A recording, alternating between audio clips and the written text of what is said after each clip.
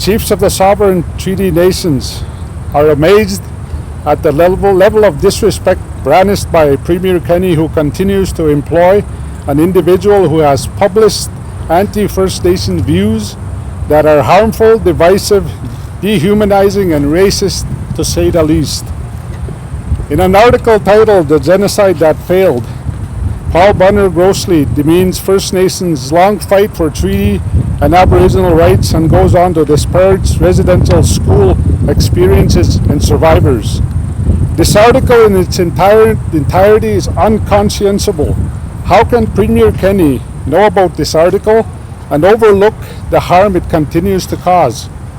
The same way this government and its continued actions purposely ostracize the First Nations people, Premier Kenney's acceptance of these articles demonstrates nothing but racism.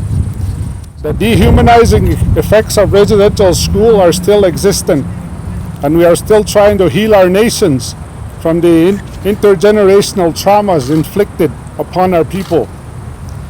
The suppression is still very much alive today. The assault of our inherent and treaty rights to fish, hunt, trap, and gather is relentless. The exploitation of our lands and resources is constant.